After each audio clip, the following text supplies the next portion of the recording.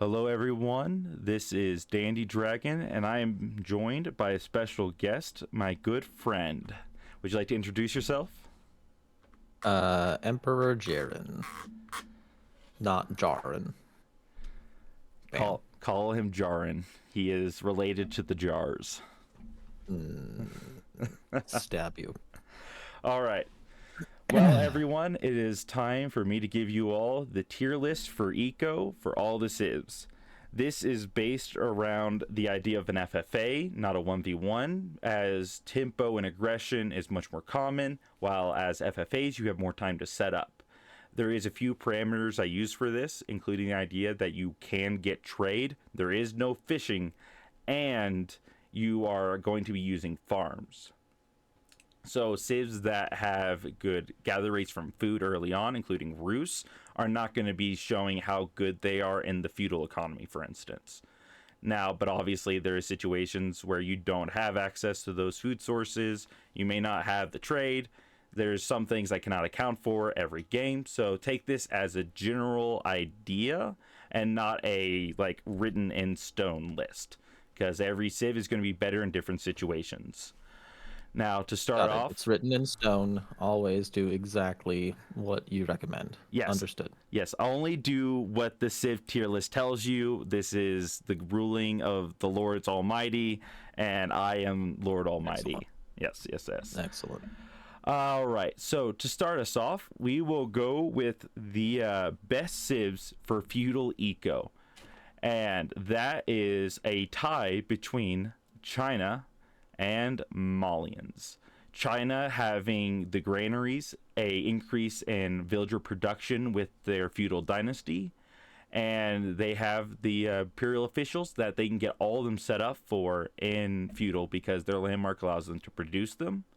So they are able to establish a very strong economy very quickly, and within just a few minutes of it being online, it pays for itself.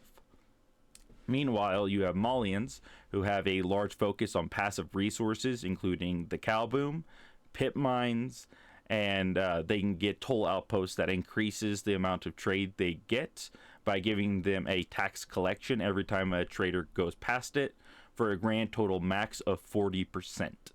So, very good eco in both of these things, and that just allows them to dominate the feudal eco. They have a lot of passive resources and really good food and really good gold.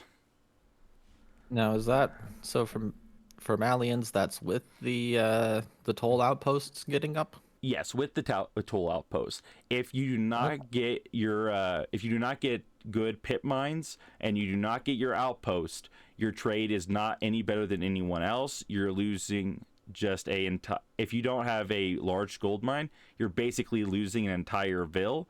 So with those two things in mind, you would go down to A tier if you lose those two things. But otherwise they are here Mhm. with the top. Now, not far behind them is going to be Zushi.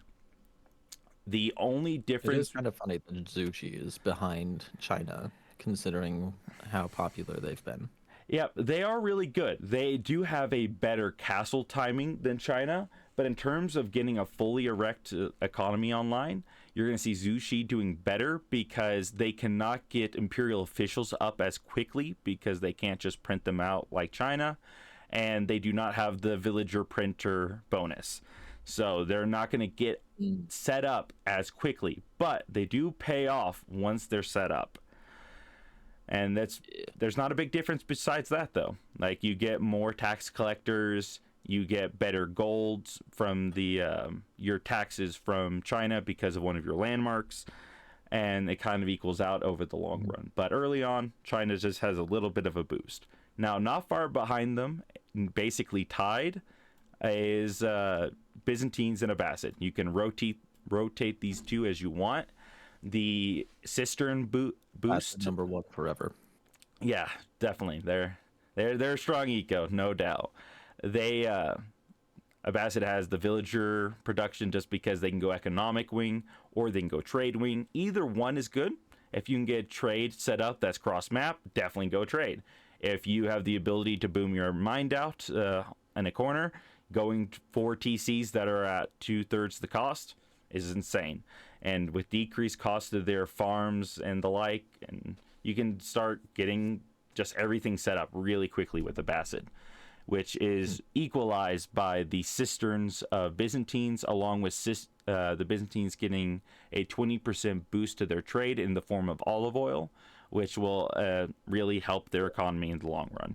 So either way, it's a pretty close battle. Obviously, no trade. Byzantine goes down, and if for some reason there is a limit, for instance, on stone or wood or something, then you're not going to do as well with the Abbasid because you would really want to get a lot of TCs up. But I generally, mean, as long as you get one stone node, you can pump out like, let's see here. I think you can get it's like 3 or about 4. 4. Yeah, Yeah. it's still pretty good. It's just like if someone has already started harvesting, if for some reason you have to share, like for instance in a team game, if you have like one stone node between you and your ally, then you get less. But at the same time, you want the Abbasid to get it anyway. Like it's a very rare phenomenon that you're not going to get your multiple TCs up, to be completely straightforward. Now beneath them is going to be the Mongols. Mongols have some of the best villagers in the game, but they require you to get a lot of stone, which they can't mine. They have to rely on Ovu. So to get your upgrades, you need to get trade online, and you need at least 15 traders to get the stone bonus. So with that in mind, their economy really fluctuates. So they're kind of just stuck in the middle. Now, if they're attacking, they're getting their bounty. They got their bounty upgrade, and they're destroying buildings. They're going to go up here. But if they don't have that, then they're down here. And if they don't have villagers or bounty, then they're down here. You know, they fluctuate a lot. So I'm just going to put them here in the middle for now. And that's kind of just where they are. Now, after Mongols, we have a 3-way tie between HRE, French, and Udid. HRE with prelates is basically equal to Or the Dragonvilles. And early on, while you don't have a ton of time to get a lot of villagers out really quickly, you're going to see that French's bonus is going to allow them to catch up with a lot of the other civs. And Udid and HRE are just going to be getting resources very efficiently. And this is the under the idea with HRE, more than likely getting Aachen or a 2 TC build. With same thing with kind of like with Order of the Dragon, they just get their vills very slowly though, and at a higher cost. So it takes a little bit longer to set up. But oh boy, once you get those Udid vills set up, they do work. It's kind of insane. Yep, they are good in that. Now after them, we have a 4-way tie between Rus, Japan, Ayyubid, and Ottomans. What gets these guys together is Rus gets the bounty system and the passive gold for hunting cabins, while the Japanese here, they have the Kura storehouse, which gives passive wood and free farms, and along with that they have some of the best gold and stone mining in the game, because whenever they mine one, they get a bit of the other. Yep. Then Ayyubid, you either get free camels or you can get a bunch of free villagers upon your age up into feudal. Either the free military is giving just a lot of free eco. They have a passive plus 10% gather rate from their golden age. Or if they got a bunch of early vills, then they can legitimately just boom harder at the beginning of feudal than a lot of civs, because they're just ahead from the beginning. So it does scale well into feudal. And Ottomans, they have the free military. Just free military is really good for them. They get their military schools up, and they got a blacksmith on them. They're going to be pumping out a lot of military that equalizes out with everyone else.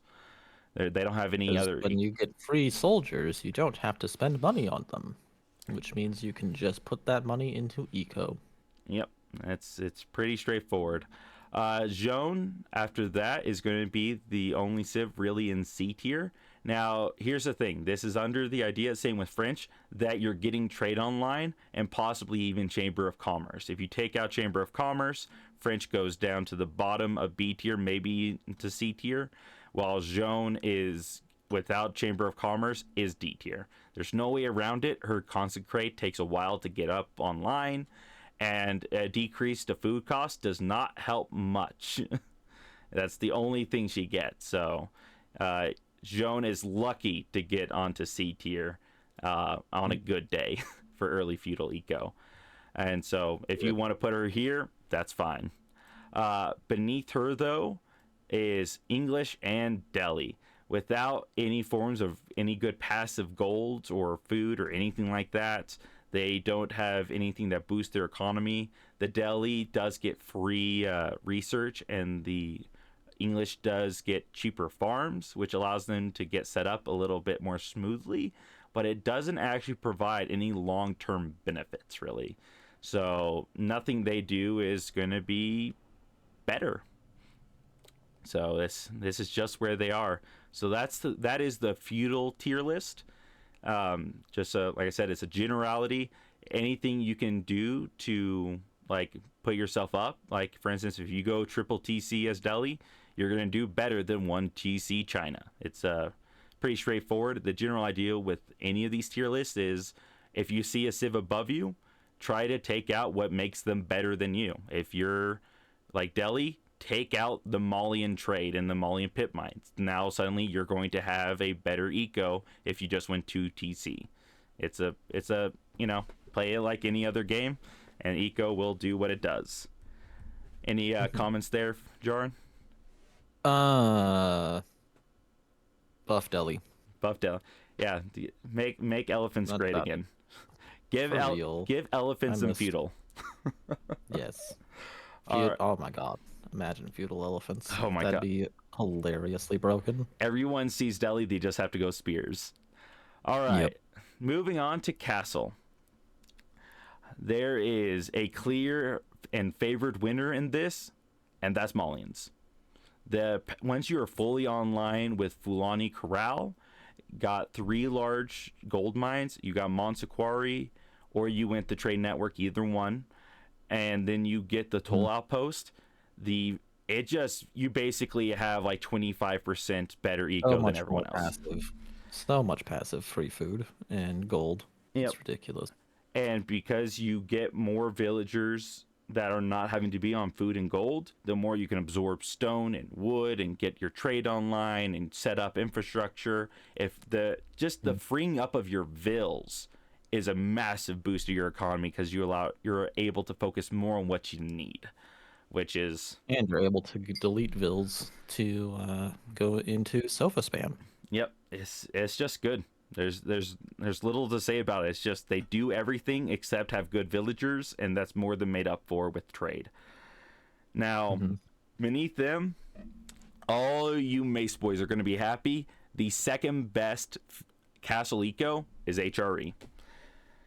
And that is for one simple thing, Regnitz Prelates. When you age up into Regnitz, you have automatic access to Prelates, and Prelates are basically the equivalent of having another like 7 free vills because of their you can build Prelates starting in Dark Age from the town center. Yeah, but this is with the idea. Unlike Yeah. Order of the Dragon. Yeah, this is the idea, though, that you're not giving up villager production for prelates. And I should note, if you're playing HRE, for every 7 to 8 vills, you should make a prelate. Bare minimum, because otherwise you are not getting the full max potential of your vills that they could be getting. And yeah, even from the town center, because like with that ratio, the 1 prelate becomes worth like over 2 villagers. Yeah. So totally worth. Always worth it for every 7 to 8 vills. Now, after them, it's and this is the idea that you are getting 3 relics, but in all honesty, the relics do not matter as much as your villagers. They're just that efficient. But after that, we have a tie between Zushi and China. Once again, swap them how you want. They are basically the same. There's not like a big difference between them. They're going to kind of do everything that the other one does, and it's not going to make a difference which you play eco-wise. Meditation Gardens is nice, but long term it doesn't do as well as the villager production. But you have cheaper farm setups, so that starts to pay off more, and just so on and so forth. There's just not a big difference between them eco-wise. Oh, and Jaren, Yeah, by the way, economically the same. I saw. yeah, okay. I can actually see what you're talking about now. Oh my god. Yes, I'm so good at Amazing. this. I'm so good at this. Now, after these four, we have a tie for fifth and sixth place, basically, and that is between Ottomans and Byzantines. With the trade, you can either go the get the one of your two different castle landmarks, one giving you more vizier points, one of you getting free siege. It really doesn't make a difference which one you go into, to a huge extent. Obviously, if you win trade bags and the Imperial Armory for your vizier point and then for your landmark, that will be the best, highest version of this, which does put it slightly above Byzantines. But if you don't get trade backs right away, then you're kind of beneath Byzantines. So they kind of just equal out on an average scale. Okay. And I would have obviously, thought that I would have thought that the free siege was better than the vizier points, like every time. the free siege, is basically, it's giving you about 350 300 resources per minute, while the trade bags, if you have like 15 to 25 traders, is going to be giving you like and this is with the idea that you're getting about half map trade.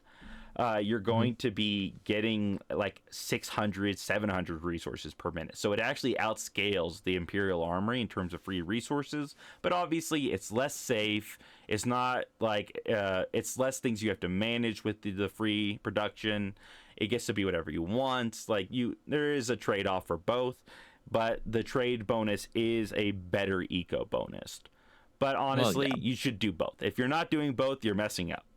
And honestly, real quick note with Ottomans, I wouldn't, unless you're getting the Vizier Point landmark, I would not get any of your feudal upgrades for Vizier Points, the tier 1 ones, as they don't scale as well into the late game as just all the other ones. Now, obviously, I believe you have to get one of them, but You like, do. bare minimum, don't get like two. And if you can get the Vizier Point for the Vizier landmark, allows you to set up for all your military school stuff and allows you to get trade bags, so you're not trading off. But honestly, like, play it to your play style and you'll just do better with that. None of these tier lists should make you change your play style with what you're comfortable with, as what you're comfortable with will just be more efficient 9 times out of 10. And then Byzantines are Byzantines. Yep, more cisterns, more trade, more oil, you're doing well. It's pretty straightforward. Yes. If you're going cisterns, you're saving resources because you're not losing units. And if you go Golden Horn Tower, you're getting free units, which is just free resources. So either way, good stuff. Now, Yep. Taking the top of the B tier is Abbasid. It's pretty straightforward. They, once again, cheaper vills, more TCs. They can get a cheaper age up, which will save them resources, allowing them to like go into Imperial faster, decreasing your need for more eco. Or you can go trade, which you can get the 25% bonus with that, giving you food or wood, giving you a really good trade economy. They're very adaptable. They have more efficient, cheap militaries, which in the end can save you resources because your militaries are doing better. Like, you just look at it every way, they're just a solid eco civ and castle. They don't have the OP-ness, quote unquote, of the tiers above them, but they are just good. Now, right behind them is French and Mongols. Once again, just being carried by the fact that they need... France. I know. Nice BOP, man. French obviously getting their bonus to villager production. They can get free traders. Now in Castle, they have Chamber of Commerce. Chamber of Commerce is very good. And it's pretty straightforward. There's not a lot of details to it. Off right after them, or it could be above them. Once again, Mongols, weird to place. It depends on how much stone you get, how safely you can get it. Isn't Chamber of Commerce a feudal landmark? Yes, it's just it continues to pay off due to the fact that every time you get an eco upgrade, that's another free trader, which every free trader scales exponentially. With the Mongols though, here you're getting, like, if you're not raiding and you don't have stone, then you can't get your unique upgrades. They're now the worst civ eco wise. But if you can get all your stuff set up and you are doing all your Mongol things, then you're going to do really well. Step Redoubt, also, which you get as one of your castle landmarks, if you decide to go it for instead of Kurultai. Step Redoubt gives you the best gold gather rate in the game, bar none. It's the only one that gets vills over 111 resources per minute. It is insane. And that is in Imperial full upgrades, but still, like, not even Udid villagers can compare to Mongol with Step Redoubt. So if you just want to absorb all the gold nodes on the map and then force everyone into trade where you're the third to fourth best trade civ, depending on the situation, you very much want to just go Step Redoubt and steal all the gold. Be the gold thief. After these guys, we have a three-way tie between Rus, Udid, and Japan. Rus getting the high trade house along with hunting cabins plus their bounty system, giving them increased food gather rates and increased gold from their hunting cabins and high trade house. Udid villagers just being Udid villagers. Yep. Nothing else besides that. Literally just completely carried by villagers. And Japan getting 4 free relics guaranteed, basically. They also get, once again, the Kura storehouse. You have, like, once again, some of the best gold and stone gather rates in the game with your daimyo system. You can also use the Yoroshiro to generate free wood. Yes, that is an important note that needs to be brought up here. The issue with Japan is their wood gather rate is the worst in the game because of they don't have wheelbarrow and they have their own personal upgrade system. That isn't quite as good, but is made up with all their other things like the daimyo system or the free stone and gold. But that means that on wood, they are the worst. So if you want to min-max your economy, you actually want to put your Yoroshiros from Floating Gate in lumber camps to give you free wood, as that means you have to put less vills on wood, and they can go to other things that they gather at better. It's not a huge difference, but it is noticeable. I would recommend until you get into Imperial, you may just put them in wood. It's a safe bet in FFAs. And honestly, I feel like people are going to be so busy if they attack you looking for your mining camp ones to stop your gold, they may not see that they're in lumber camps. Who knows? Right. I could honestly see that working. Now, underneath them is pretty simple. Once again, French, or Jaune. Not French, Jaune. No villager production bonus. You just have a decrease in cost.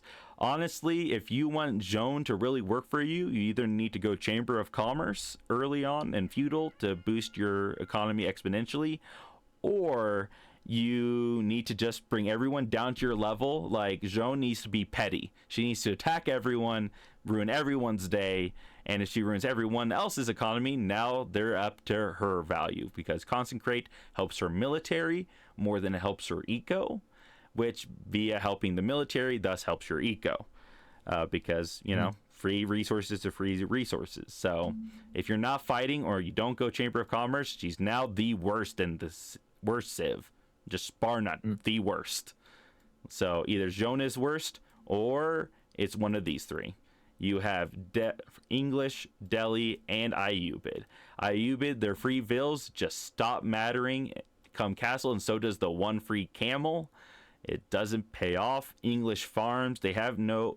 The only way you can get them up is if you win for the TC landmark for castle, which does allow them to get their economy going a little bit faster, which does make them C tier. But White Tower is so commonly picked for defense and for aggression that is so common in the castle stage of FFA that you rarely even see it. So, you know, take that as you will. You can make them C tier, but more than likely they end up being D tier.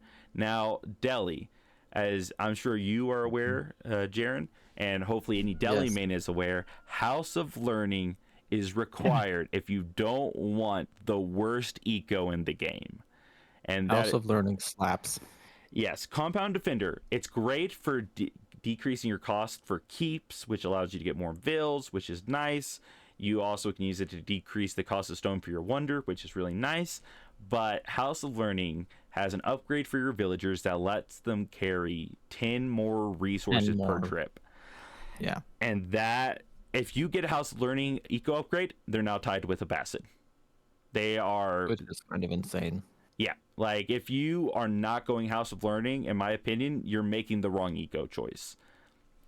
I understand if you need to be very defensive early, and that's the only way for you to survive, you go compound in the defender.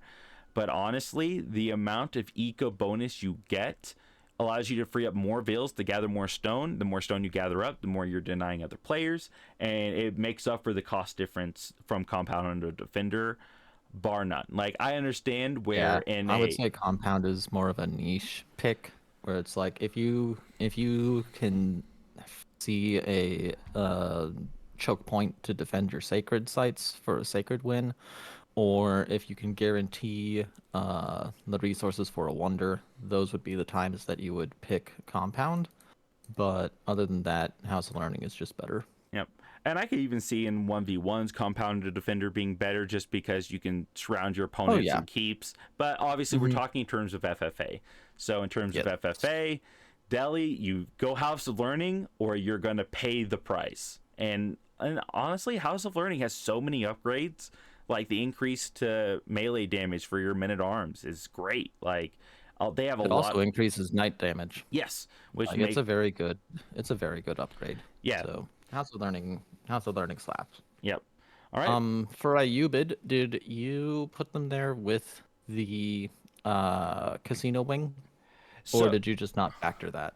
So I did consider Casino Wing. With Casino Wing, you can get up to C tier, but the other ability that you get from that wing pays off better in the long term.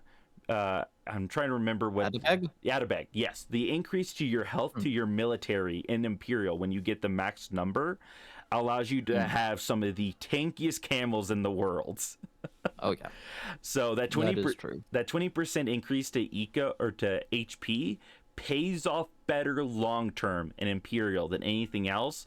And in my personal opinion, if you want Ayubid to have a chance in Imperial, you need the Adabegs.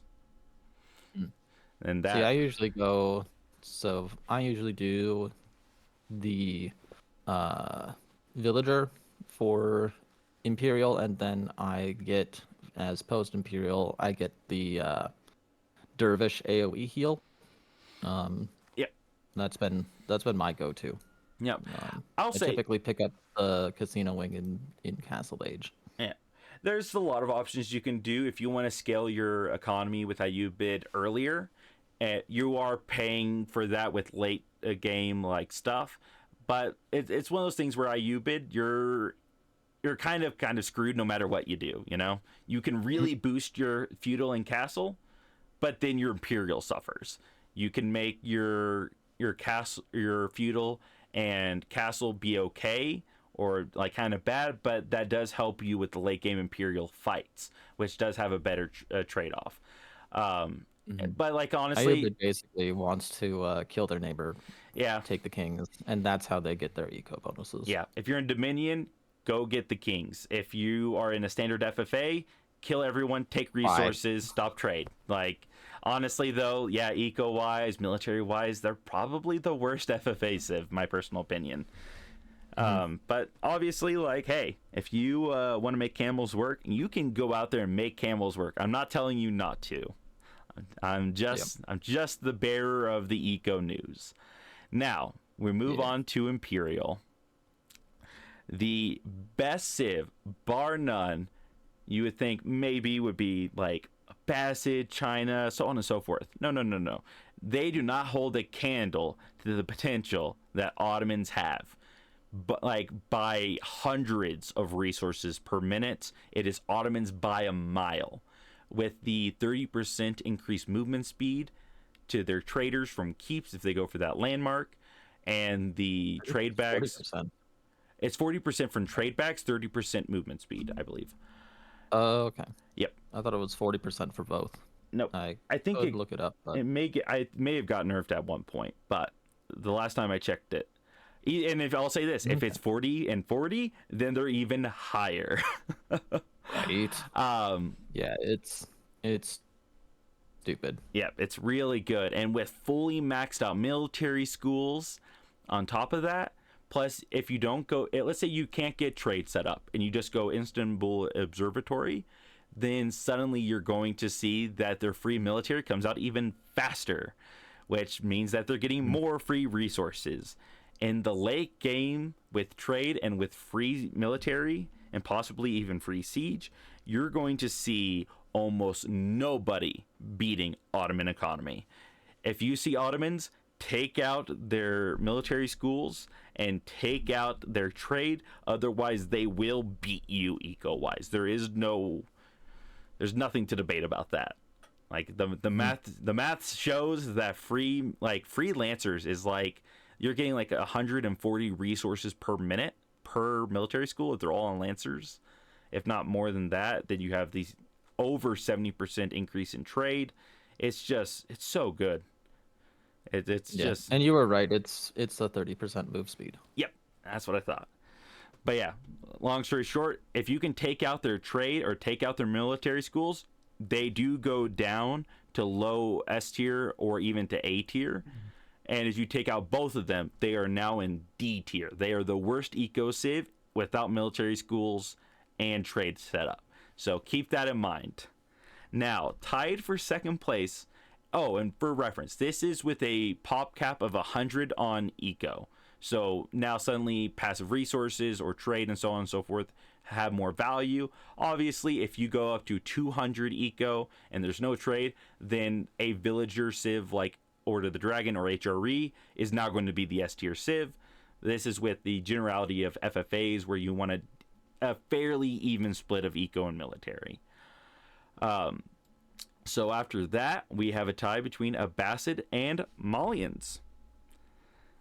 And it's these three are leagues above everyone else. Malian passive eco with the Fulani Corral, all their pit mines, the Montecore or the trade network landmark, and then just getting the 40% boost to trade. All of that tied in together with a heavy leaning towards trade, less than villagers, means that the Malians have an insane eco. And Abbasid with their trade wing bonus and their villager, like the fact that they got such a large amount of villagers that quickly, and that their villagers are some of the best in the game, they're just bar none the two best eco civs behind Ottomans. They're the only two that even come close to the free military and trade. And Yeah, I don't. Acid Eco is crazy. I love their Imperial Eco. Yeah, it's solid. Now, Mhm. now A tier is a funny little spot. It is not a huge difference between A tier and S tier and A tier and B tier, but there's a decent difference between B tier and S tier. So you can take the A tier civs, put them up to S tier depending on the situation, or depending on the situation, they drop it down immediately to B tier, and that is Mongols and Byzantines.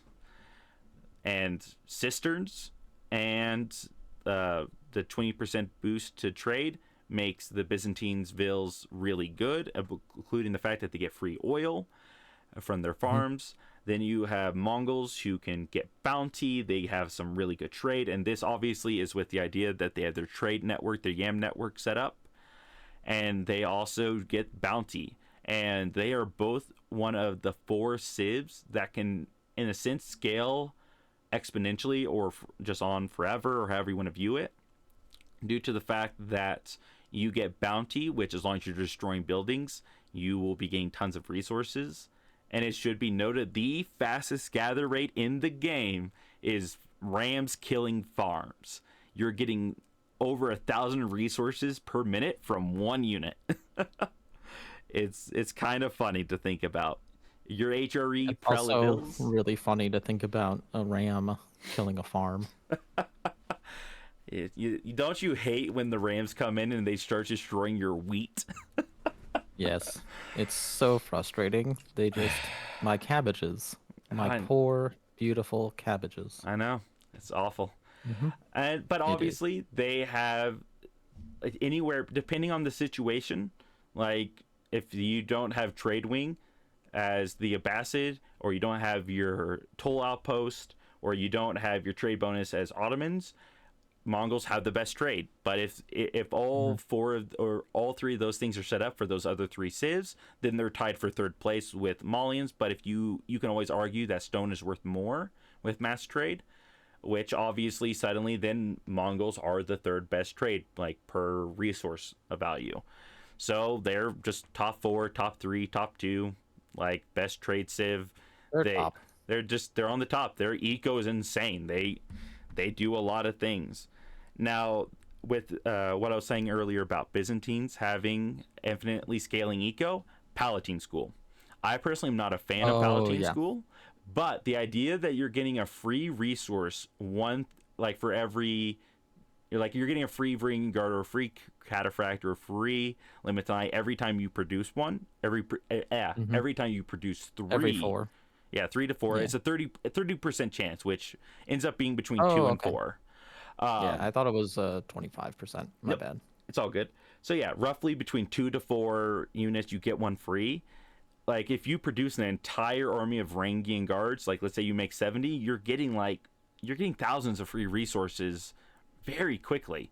So it scales infinitely, which is nice. Like if you are in a bad situation economically and you just need to spam out military, that's your situation, Palatine School will pay off so freaking well.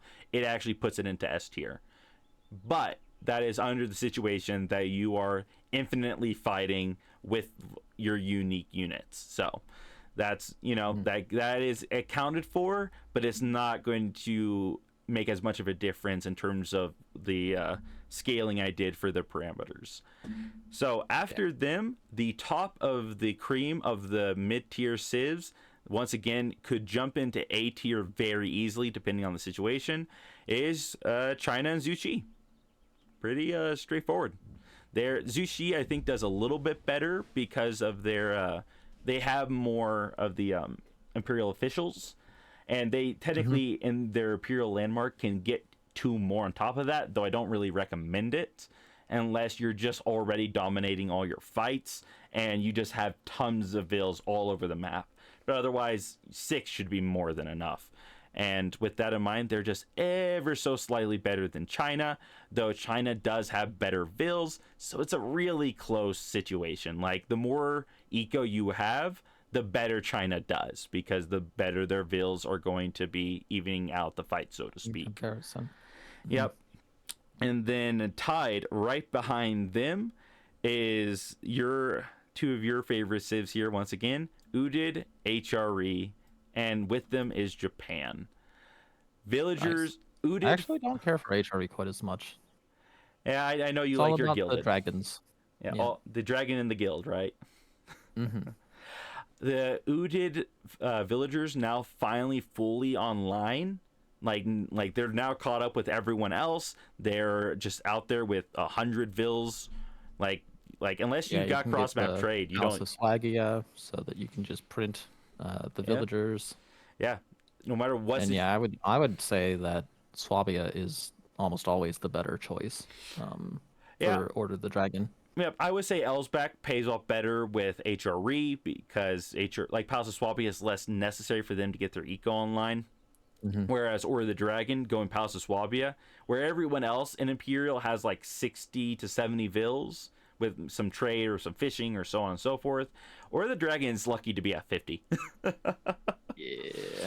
So getting Palace of Swabia pays off really quick. Though you are losing the defensive capability of Elsbach, but let's be honest, if you're not out destroying all your enemies in the Holy War... Yeah, Order of the Dragon wants to be a lot more aggressive than HRE does. Yep.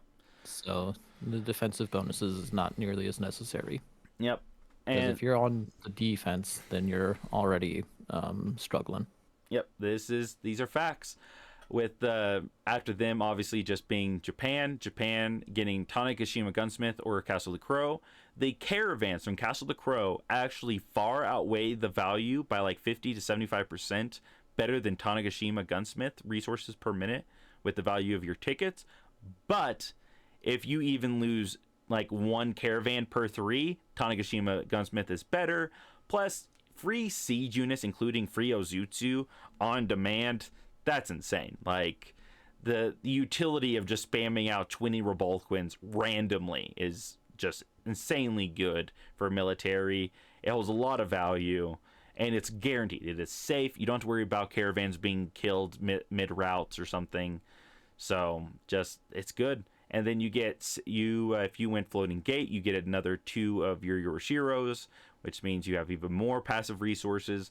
Though in all reality, if every civ has 3 relics, for instance, now suddenly Japan is now even with everyone else because they actually have nerfed relics. They don't get the same passive resources like Tithe Barns. So getting relics means less for Japan, but it does mean more for getting rid of other people's eco. And on top of that, like, you once again, you have great gold and stone and food gather rates, but your wood is still just awful. It brings down their eco so much. If their wood gather rate was as good as everyone else, they would be slightly better than HRE, but they don't have it. So sad days for the Japanese boys. Don't gather wood. Oof. Yeah. Yeah, that's very unfortunate for poor Japan. Yep. But luckily for them, their military is hyper efficient, so they don't lose their militaries as quickly, which is a eco boost in of itself. But this is their place. They're quite firmly in this position. They're with these guys. Now, not far behind these civs are my 2 favorite civs, Jaune and French. They are, at this point, they have their villager online. They both have the worst villagers in the game, or tied for the worst villagers in the game. So production bonus no longer helps French. But what helps them a lot is Guild Hall. The value of getting 300 stone per, I believe, what is it? 300 per minute is just insanely good. Like, and you can get it onto gold, food, or wood, which then changes from 300 to 600 maxed out. You have a discount to your military. So if you're fighting, once again, like Palatine School, you're getting 33% off all your units. For French, for your stables and your archery ranges, if they're next to a keep, while Jaune can do that for anything. When you're looking at like a 25,000 cost elite army with Revolquins, Royal Cannons, or Royal Culverins, Knights, Hand Cannoneers, take off 33% of that cost. Suddenly you're saving 7,000, 8,000, 9,000 resources. And yeah, Jaune's Consecrate is crazy. So really good when fighting. When fighting, they're probably A tier for Jaune. French probably upper B tier, if not like kind of tied with Japan, HRE, and UDID. But if they're not fighting, keeping everyone down to their level, then they have some of the worst economies in the game. The one thing that makes up for it is their trade, which they can trade for any resource but stone. So if they can get trade online, it allows their eco to get up on par with everyone else. So without trade and without Guild Hall, they're D tier. They're the worst civs in the game eco wise. But with those, they are able to match everyone else. And it's pretty straightforward. Your economies as French is pretty simple.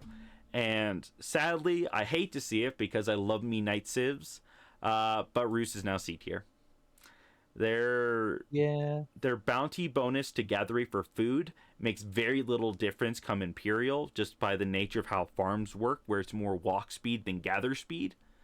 And then you're also having the issue of they don't have any like bonuses to resources besides wood. I know the Japanese are very jealous of their Rus neighbors, as the Rus just they bathe in the wood. They have the wood chips all day. Right. And then they have hunting cabin and high trade house. Depending on your high trade house location and how many hunting cabins you can maintain, depends how good their eco is. If you get a god tier high trade house and you are able to, for instance, have max out your hunting cabins. Yeah, you can see yourself in B tier, but otherwise you're lucky to be in C tier eco wise. Hate to I mean, see it's still better than Ayubid. So Yep. No, that's not saying much. That's not saying much. no, it isn't. Those poor Ayubids. Yeah, they're suffering, man. So, after them, stuck in D tier together eco wise, and this is like resources per minute, the value of your like the efficiency of how well you can get a military out and stuff like that, is a tie between English, Delhi, and Ayubid. And honestly, I shouldn't say a tie because English with their enclosures are actually like upper D tier, maybe even C tier, but it doesn't. I would say it's kind of the same with Delhi, right? With their Hisar Academy, Yep. I think is what it called is Yep. the You have the the university. Yeah, you have the Palace of the Sultan, or you have the Hisar Academy. The Hisar Academy, if you have all your upgrades from your fishing ships as well, is double the resources per minute that you get from elephants from the Palace of the Sultan. But that is keeping in mind that Palace of the Sultan is giving you gold, but you're not getting to pick how the resources are spent. It's just elephants, no matter what. So if Good you elephants. yeah, but elephants are decent. So you can't spam them the way that you can spam men at arms. Yep. For example, with the Hisar Academy. Yep, and if you go for the House of Learning, you will see that the Delhi go from being tied for worst in Imperial to tied with HRE and UDID in Japan. So this is the difference between getting House of Learning and not getting House of Learning. You go from tied to worst for tied with the like upper Vil civs. So like it's take that as you will. I personally believe that going House of Learning is the better choice. I think Hisar Academy is the better choice. But if you're in a situation where you don't have access to gold, whether it be trade or nodes, I would say Palace of the Sultan is better because you're guaranteed a siege piece. But that is under the idea that you don't have access to gold. So, take it as you will.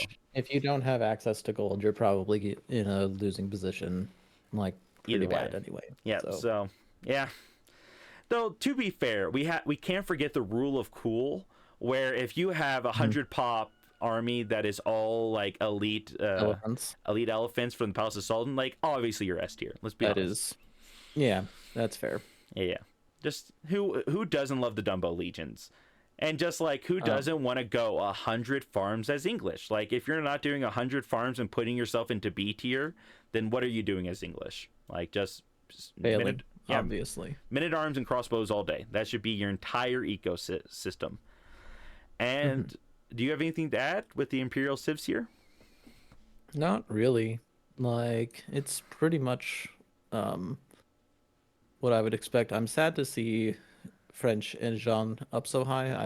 I would like them to suffer. Yeah, that's just just all the royal knight civs, all the knight civs in general should just be C tier at best. The Gulams are better. Gulam, and who can't forget the powerful Ilalu from the Malians? Like there's a reason why they're at S tier. Well, that is all civs and all like ages. I didn't do Dark Age because there's just a few civs that do okay in Dark Age, and that's just it. Like you know who you are. You know what your ecos are in Dark Age. I shouldn't have to tell you who is scary in Dark Age or not. And you should never want to stay in Dark Age because by the time everyone else is feudal, yeah. Don't do it. It's a trap. Yep. It's a trap. Don't do Dark Age. All right. Well, that leaves us with 3 more categories that we can kind of speed through pretty easily. There's not a lot to say about them. And that is the passive resources, trade, and villagers. The 3 things that make up the standard economy. And bar none, passive resources goes to the Malians here. I was going to say it has to be Mali because their entire eco relies on passive resources. You could even argue that the taxing system from the outpost is a passive resource.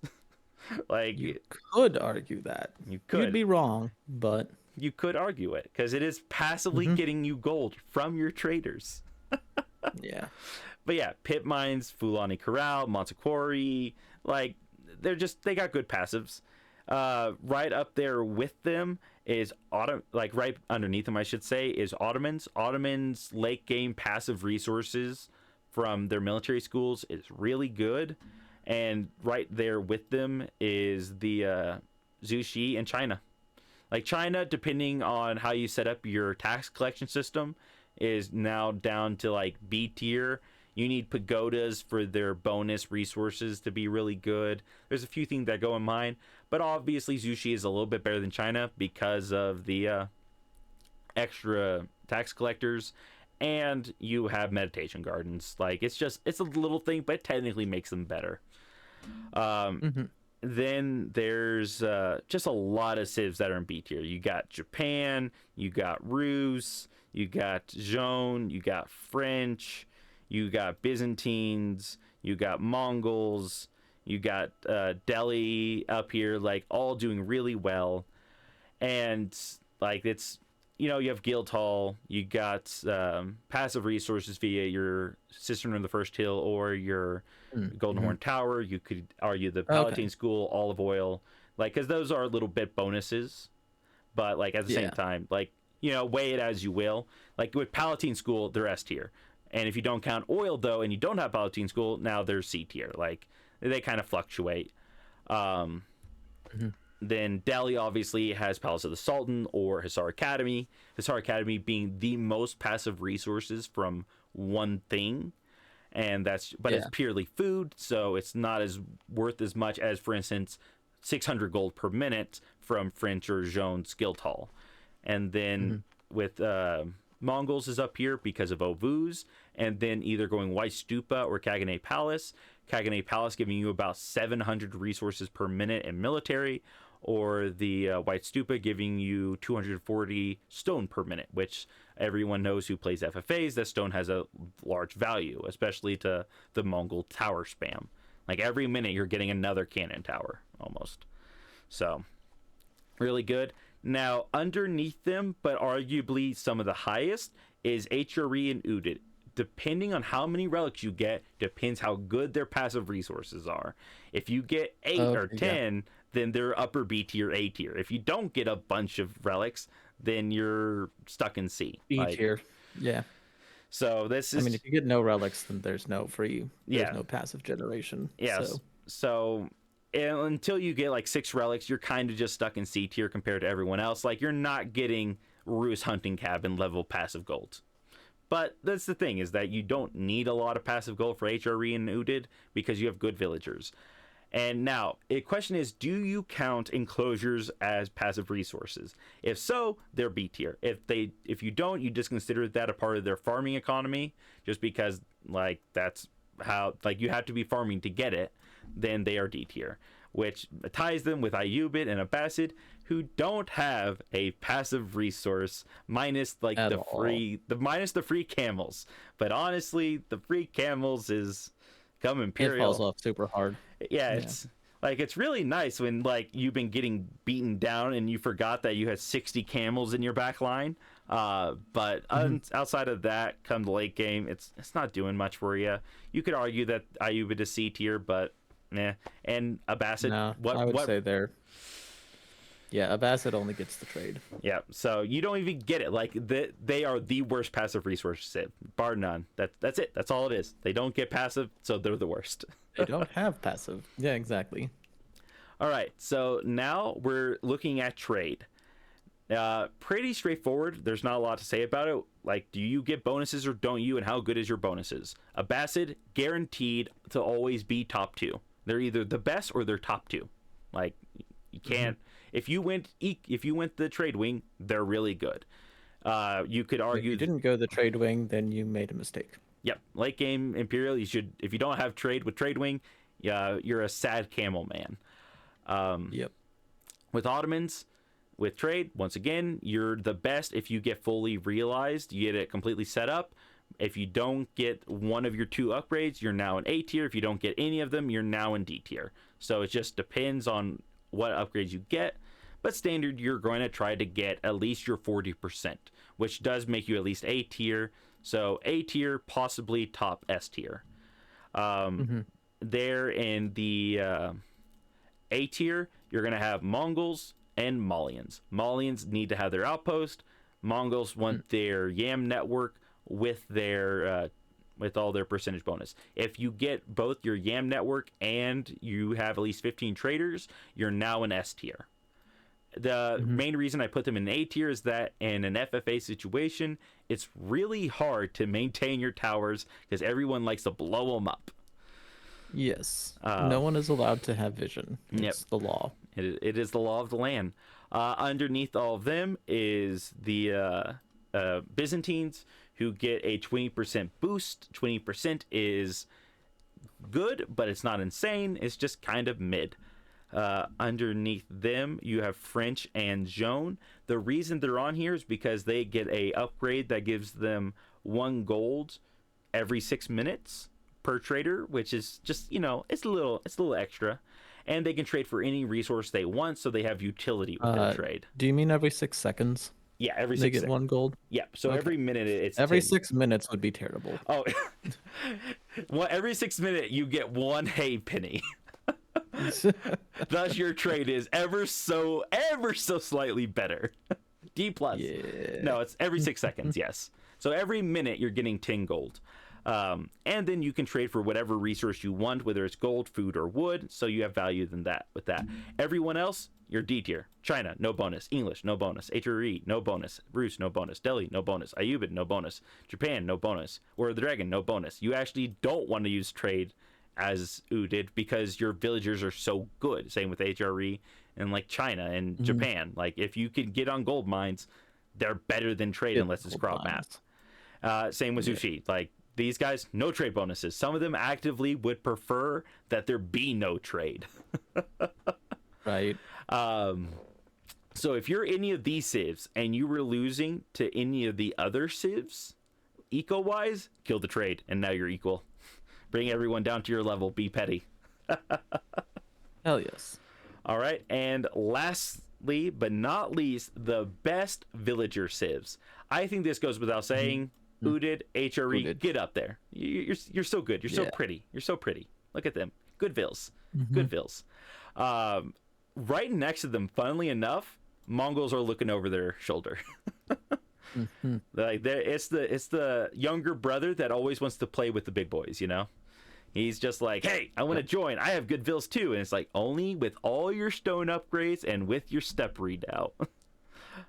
If you don't have those, then boop, you're the worst. Like you have bad. Oh. You need step readout on all your stone upgrades. Otherwise, they're just normal vills. Okay. But it should be noted that their food gather rate is some of the best in the game because they don't use farms, they use sheep. But they have a max of 30 sheep per at a time. So they need a lot of pastures to maintain constant sheep production. After them, you have Byzantines, China, and Zushi. Just flat out. The gather rate from these guys is insane with Imperial officials and with the cistern. Cistern just, it's good. Cisterns are good. Yep. Just not quite as good as the prelate and Udid passive. Yep. And basically, if you see a Chinese, Zushi, or Byzantine economy, just whack the Imperial officials and whack the cisterns, and now they're like C tier. So, not a lot to say about that. After them, excuse me, Abbasid, Japan, and English. English, obviously, just farm economy. It's completely carried by enclosure farm economy. Japan, completely carried by goldstone and daimyo food manors. Gotcha. And the bonus you get in general from your the golden age, and then your final economic upgrades. When you get the increased gather rate and stuff. The increased drop off. Yeah, like that's just it makes them good. They're just solid upper B tier. They're still in the top 50%. Not as good as, for instance, prelates with HRE and stuff, but hey, still good. Underneath them, I put in the middle is Delhi and Rus are pretty similar. The reason for this is that the gather rate from the bounty system for Rus helps them a little bit, and Delhi, who would actually be tied with the Abbasid if you don't go House of Learning, is now D tier. They're the worst eco civs in the game with their villager. So I'm putting them in a solid C tier to just show you that they don't have to be entirely dependent. Yeah. It's entirely dependent on your landmark for Castle Age. Yep. And then for the cream of the crop, quote unquote, the best of the worst is Ayubit, because they get 10 whole percent, boys, to their Hell yes. villagers. It makes such a difference. It Hell makes yes. it makes no difference. You're getting like one more food drop off every like 10 minutes per like 40 vills. It doesn't make a huge difference. It's Golden Stone, you're getting like one or two more drop offs. Like it's almost negligible. Like you probably, the system in the game where it shows you how much resources you get per minute doesn't even recognize that as a real bonus, basically. Like it helps in the early game where you don't have all your upgrades, but once you have all your upgrades, it's just a teeny tiny little bonus. And honestly, everyone else after that, they don't have anything. Malians, French, Ottomans, like all these guys, Joan, they get nothing. No Vil bonus, no Vil bonus, no Vil bonus, no Vil bonus. Your Vils are crap. They don't do anything. They don't help you. Well, Yeah, it's a sad. Yep. Sad boys here on the bottom. They look at the chat at arm Vils for HRE and they cry. And weep. And they as they should. And you know what? They respond to that with lots of night aggression and lots of trade. But that's basically everything. We could get into the like a lot of small details like scaling with like your upgrades when you want to get those, but that would be all those sort of things are a video in of themselves, each one of them. And honestly, I don't get paid for this, so I'm going to be lazy and just say take this information and run with it. If you have good vills, kill all the traders from all the good trade civs. If you got good trade, kill all the villagers from all the good villager civs. That's how you equalize your eco. And if you're in an FFA, greed is good. Get as many TCs as you can get away with safely, and this whole tier list becomes worthless. Yay! Well, technically, civs that can get their vills up sooner or have better vills will do better with loss of TCs. But like at the same time, like if you get all your pit mines and all that as Malian set up, and then you go to triple TC, now suddenly you're tied with them. Like every civ has their ecosystem. You want to get those going. I do want to make a few quick notes here. When it comes to different things you can do for your eco. One, for trade, to be equal to a feudal standard villager, you need to be getting between 70 to 80 gold per trip. If you want to be tying with the standard castle age villager, you need between 80 and 90 gold per trip. And if you want to be tied for the standard imperial villager, you want about 95 to possibly 100 to be equalizing to a villager. And like if you have bonuses, then you need less than that. Like obviously a Bassid, if they get their whole thing up, then half map trade makes them twice as good as most villagers, for instance. For traders to be more efficient in terms of how much it costs to get the traders out, like when they equalize, once you've built a market and you've made your first 5 traders, it is now then cheaper to produce villagers out of TCs. But obviously you're going to get your economy up faster with trade, thus the benefit to maintain trade. Obviously it's guaranteed gold if they don't die.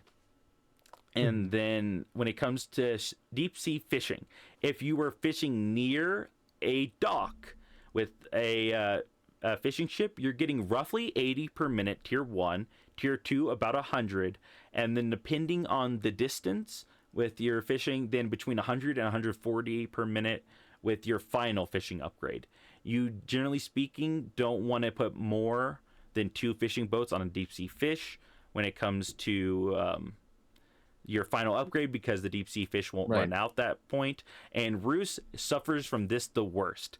If they get their final upgrade, I think one to two of their fishing boats will run a fish dry. So you kind of have to micro a little bit. Honestly, personal opinion, if you have Roos fishing in the back pocket, get your second upgrade and just have 1 Roos fishing ship per per one, and then just stop with that. Like otherwise, you're gonna run out of your deep sea fish, and then suddenly your fishing boats are useless. Um, Generally speaking, per Suffering from success. yep, if you're getting a dock up, the point at which it equalizes with the Vil production is at 9 fishing boats. A dock with 9 fishing boats then gets outscaled by the food of the decreased cost of villagers at TCs. But once again, you're getting your fishing set up faster than you can a second TC, and the fastest gather rate in the game is fishing ships, just bar none. So like if you're wanting a really good early economy, or even if you have a really bad villagers, like if you are French, for instance, if you can get all fishing ships, it's just always going to be better than your farms. And then one final thing, farms. There is a right and wrong way to do them depending on the amount of space and wood you have available. You want a drop off at either end of a farm, whether it's the top corner, bottom corner, side to side, whatever. The way farms work, that you gather from little sections in the farm and then they disappear and then they regenerate over time. So when you have a mill on either side, the faster your gather rate matters. So for Roos or a Basset, for instance, when they have that increased percentage, that percentage means more when they have more drop-off locations near a farm. When you're French, for instance, your gather rate is so slow, it doesn't matter, and it's more about walk time. So, like, you're not making a huge difference there. So, keep that in mind. Obviously, that isn't always going to play into it because, like, you may not have the space, you may not have the spare wood, and to be honest, you're getting maybe one more drop off per 10 vils per minute. So it's not going to skyrocket your economy, for instance, with French, but it may give you an extra like 300 per minute on 40 farms with the Basset. So like if you have the space and you really need that eco boost, it can pay off. And Okay. I think that's all I got. You got any final notes there, Jaron? I do not. Well, thank you all for joining us. Hopefully, you will be seeing us in the game or in the Turin Discord where we are raiders, quote unquote, having a good time. And you all have a good day and take care.